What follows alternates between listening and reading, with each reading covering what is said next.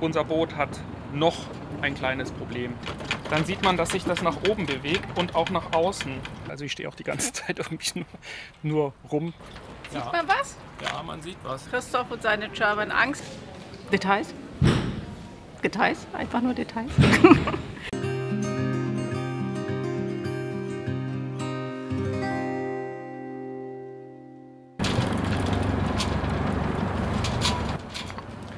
Also der Geräteträger ist ja ein super Ding, ne? Und wollten wir auch gar nicht in Abrede stellen, sondern unser Boot hat noch ein kleines Problem. Hier waren ja schon mal die Diagonalen drin, die habe ich jetzt wieder rausgenommen für heute, weil der Schweißer kommt. Und ich zeige euch mal kurz, was wir oder wo im Moment das Problem ist. Wenn ich hier oben rüttel, als wenn wir Welle hätten und man guckt auf diesen Punkt da unten, dann sieht man, dass sich das nach oben bewegt und auch nach außen. Und auch der Punkt da unten, dieser Eckpunkt, der wackelt auch in diese Richtung und in diese Richtung, also querschiffs und nach Achtern, weil eben dieser Winkel vom Heckkorb, der ist viel zu kurz und deswegen haben wir nicht die Steifigkeit, die wir brauchen. Wir hatten ja gesagt, der Geräteträger als solches ist toll. Für Offshore sollten aber ohnehin noch Schweißpunkte rein. Und jetzt versuche ich sozusagen aus mehreren Sachen eins zu machen. Und wir wollen ja noch Solarpaneele drauflegen, die bis zum Ende von der Davids rausreichen. Das heißt, wir kriegen in die Richtung hinten noch ein bisschen Druck drauf. Das heißt, diese Stützen will ich stärker haben. Und die stehen ja auch schräg, sodass ich in diese Richtung schon mal ein bisschen Stabilität reinbekomme. Deswegen werden wir hier 30er Stützen mit neuen Grundplatten hier oben anschweißen, weil hier ist auch dieser Stoß von dem Mittelteil zu dem Endkonsolenstück. Und dann kriegt das hier auch gleich eine Schweißnaht. Dann haben wir schon mal den oberen Träger als solches fest. Dann haben wir aber das da unten noch nicht gelöst. Dieser Punkt, der versucht ja immer noch nach oben zu ziehen und dieser Punkt versucht hier reinzuziehen. Wir werden jetzt als erstes eine Diagonale reinschweißen, die von diesem Punkt hier unten, von diesem Punkt hier hingeht, sodass der nicht mehr hochziehen kann. Und wenn das immer noch nicht reicht, dann kommt hier nochmal eine Diagonale drauf. Und das müsste eigentlich dann reichen. Wenn das alles immer noch nicht reichen sollte, dann machen wir drunter noch einen Zugstahl, der hier runter geht. Jetzt könnte man natürlich sagen, jetzt habt ihr einen Geräteträger gekauft, jetzt müsst ihr ihn gleich wieder ändern. So ein, wie soll ich denn sagen, modulares System kann ja nur allgemeine Bedürfnisse abdecken und kann nicht auf euer Boot eingehen.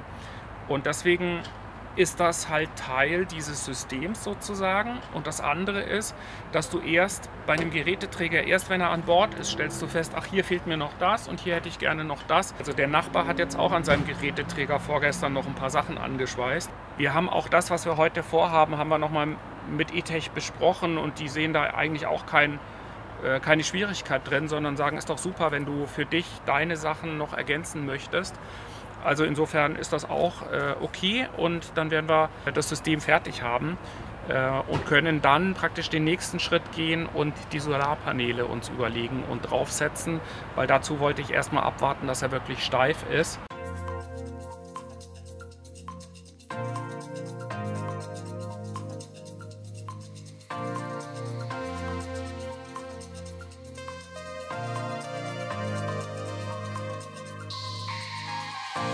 Ich komme mir gerade vor wie in meinen besten Lehrjahren, wo man immer nur alle Viertelstunde irgendwas helfen konnte und ansonsten rumstand. Also ich stehe auch die ganze Zeit irgendwie nur rum, reiche den Stift an, halte mal kurz das Rohr, aber ist ja okay. Also ist sehr gut. Wir brauchen die zweite Hand und ich bin ja froh, weil jedes bisschen, was ich helfen kann, hilft ihm.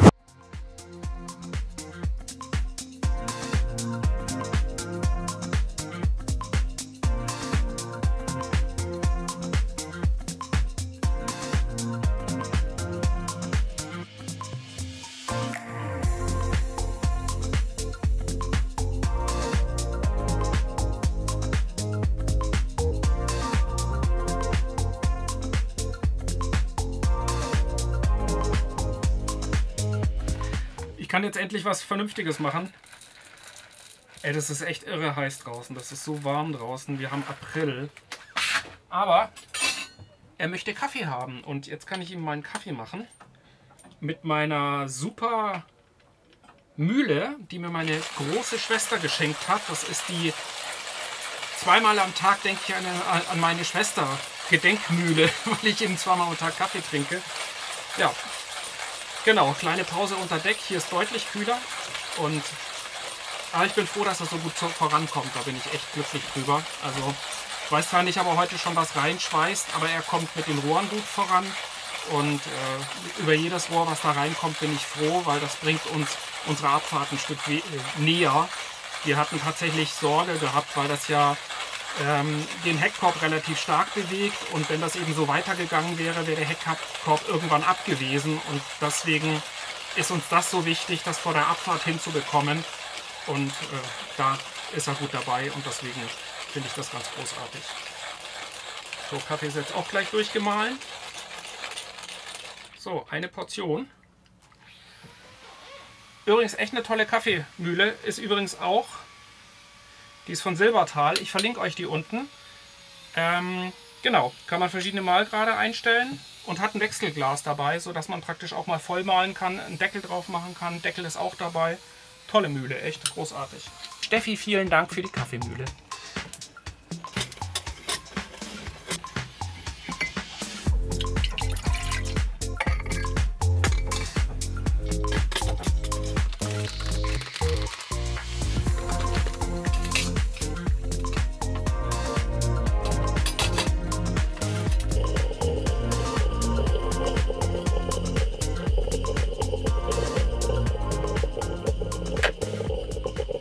Espressomaschine, die finde ich übrigens auch super, weil die elektrisch ist.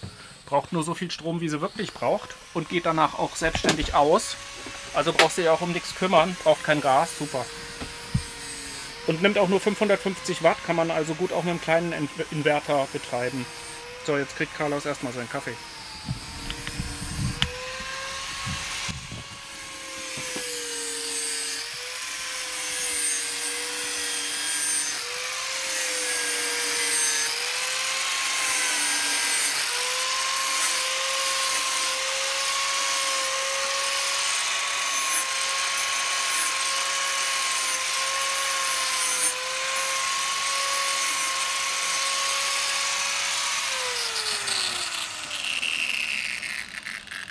Kaffee? Yes, please. Oh. Thanks a lot. De nada. A ti, por el trabajo.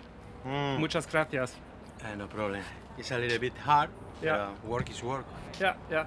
So It's hot today, ja? it's hot today, sunshine on here, Ja, on the head, ja. you know. Ja, So and now it's a little bit more difficult to work here on site Yes. than in a workshop. yeah, sure, You know? sure. That's the situation. Yeah. Because when you are working at the workshop, you have everything around you. right. It's easy to work. Yeah, yeah. But now it's more difficult. But nevertheless, we've got a table. This is already yeah, very enough, helpful. Enough. Good help. Yeah, Good help it for is- me. it is- Yeah. it is, If yeah. not, Yeah. had to do everything Yeah, on the floor. oh no, this is not working. Yeah. Yeah.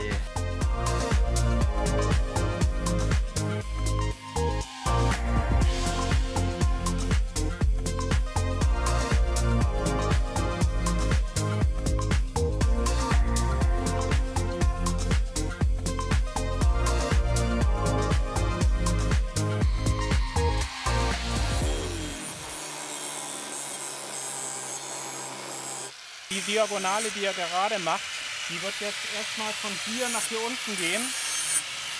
Einfach deswegen, weil das versucht er nach oben zu ziehen. Und so ziehen wir praktisch nach unten dagegen. Und auf der anderen Seite haben wir auch hier eine Diagonale zum Schiffsinneren. Das heißt, wir haben hier auch die Möglichkeit, das Wippen nach außen ein bisschen zu dämpfen.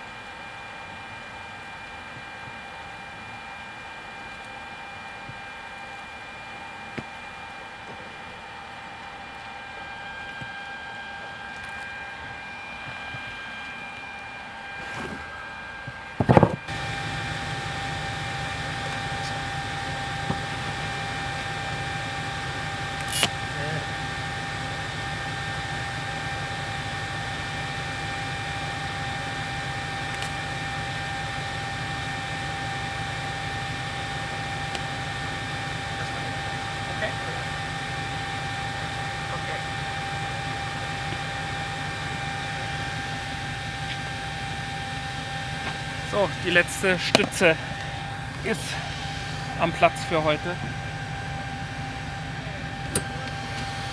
Die wird zwar keinen Schönheitswettbewerb gewinnen, aber sie wird die Stabilität bringen. Und das ist das Entscheidende. Also wir haben jetzt die langen Stützen eingepasst. Wir haben hier eine Querstütze, eine kurze Diagonale so rum eingezogen und wir haben von diesem Punkt hier quer runter auch eine Diagonale eingezogen.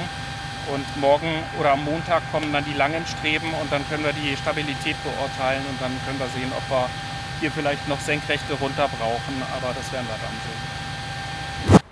Wir sind jetzt fertig. Das ist das erste Zugeisen, was wir eingebaut hatten. Das verhindert, dass der nach oben geht. Und wir haben ja hier, dieser Winkel ist ja zu kurz bei unserem Heckkorb, deswegen konnten wir die Spanner, diese hier, die eigentlich von hier auf den Heckkorb ziehen, konnten wir nicht einsetzen. Deswegen haben wir dieses Stabilisierungseisen eingebaut. Wir haben, das hatte ich auch erwähnt, diese starken achterlichen Träger haben wollen, weil wir ja noch so viel Last drauf kriegen. Und wir haben hier diesen Stoß gleich mit verschweißt und ich habe die auch deswegen so stark gewählt, damit wir in einem Schutzrohr die Kabel führen können, damit die Kabel auch nicht durchscheuern können für die Solarkollektoren. Das sind die Spanner, die eigentlich hier diagonal auf den Heckkorb gegangen wären, die wir ja nicht setzen konnten. Die haben wir jetzt praktisch hier verwendet, weil je größer wir abstützen, desto mehr Stabilität bekommen wir. Und dadurch sind diese kurzen Stützen, die hier drin waren, frei geworden. Und darüber war ich sehr glücklich. Ich gehe wieder runter, weil hier diese Ecke immer noch weich war. Die hat immer noch sich praktisch so bewegt, also so. Und jetzt haben wir die hier noch reingenommen, weil es 22er Schellen sind, haben wir einen Gummi drunter gemacht, das schneiden wir noch ab. Und jetzt ist der total stabil, der Geräteträger. Also wenn ich jetzt dran rüttel, passiert nichts mehr, obwohl ich da mit viel Gewalt dran gehe. Auch in diese Richtung, nach Achtern, passiert nichts mehr. Und ich hatte aber trotzdem immer noch Sorge, dass das nicht reicht. Deswegen haben wir einen Vergleich gemacht. Wir sind jetzt auf dem Boot von Johann. Johann ist unser Stegnachbar und der hat ja diesen riesengroßen, super stabilen Heckgepäckträger, der von einem Schweißer gefertigt ist, der nur Solarträger macht. So. Und jetzt kommt der Vergleich, wie stark der sich bewegt. Und ihr seht, ich habe nicht viel Kraft aufgewendet und das ganze Ding fängt an zu schwingen. Der hat jeweils 4 Füße mit großen Grundplatten, die auf Deck verschweißt sind, aber keine Diagonalen. You were on already a lot of sea with it. Yes. This movement, does it disturb you? No, no. I think that the movement is necessary. All right, okay. Because the fixed structures, Yeah. I think that are not sure. Note that the boat is in movement always, Yeah. and the movement for me is necessary. When the installer put the solar arc, we hung it 2 people, so it's strong enough. Okay, great. Okay. And what is it, 50? Is it 50? Or 45 or I something don't know like that? exactly, 45, 50. Yeah, maybe. okay. Yeah. Also Johann meint... Thank you very much, Johann. Okay, you're welcome. Also Johann meint, der Schweißer hatte das, die hatten das mit 2 Personen dann auch probiert, haben sich dran gehängt und fanden das stabil. Und ihn stört die Bewegung auch nicht. Er sagt, das muss sogar sein, damit die Bolzen nicht in Bewegung geraten. Unten, das ist seine Logik. Ja. Und er ist damit schon viel gefahren und ist damit zufrieden. Okay, jetzt gehen wir noch zu Konrad. Jetzt gehen wir noch zu Konrad. Okay. Thank you very much, Johann. Okay, you're welcome. Der nächste, das ist hier auch ein Freund von uns, Konrad und Gabi, die sind auch unterwegs. Sind die von Deutschland aus hergefahren? Das weiß ich gar nicht. Ich Wissen wir glaube, gar die nicht. haben das Boot in Griechenland geholt. Ja, irgendwie, ne?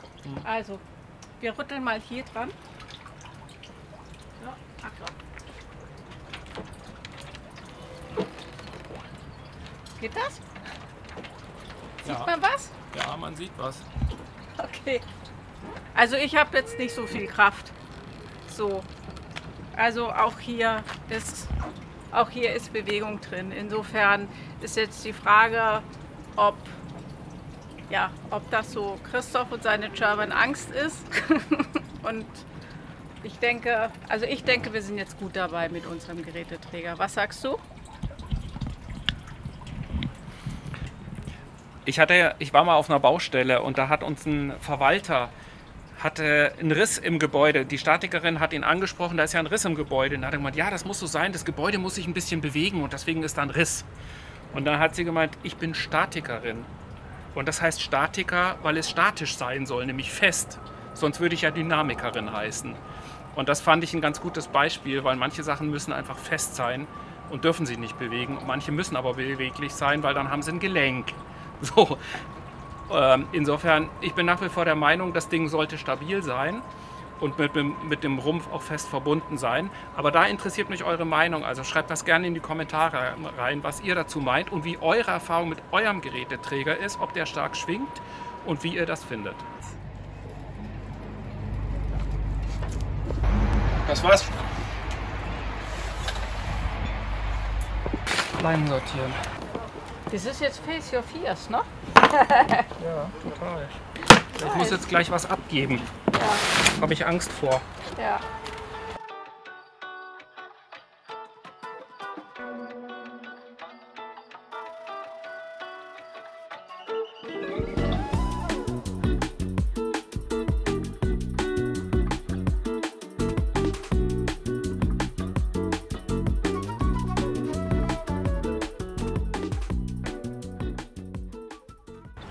Falls jemand Interesse hat an einem 4:8 Übersetzung, Übertragung, wie heißt das?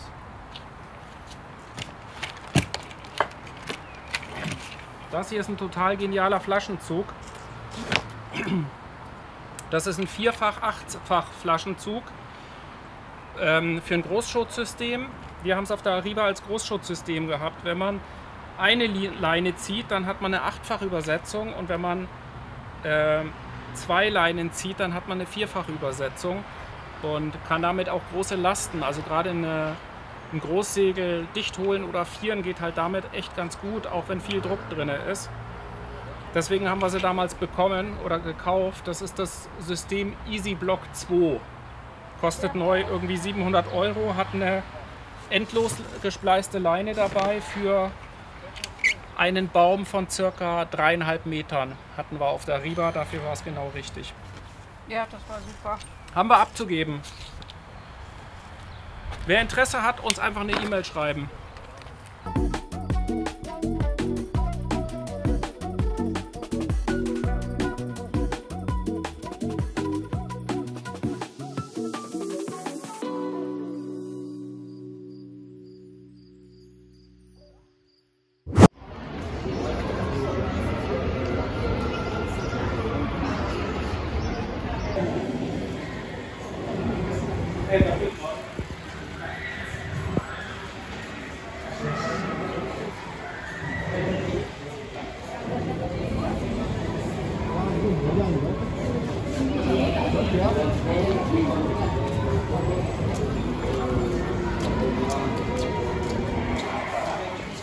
Das hier ist einer der Punkte, die noch auf meiner unbedingt To-Do-Liste standen, bevor wir Barcelona verlassen.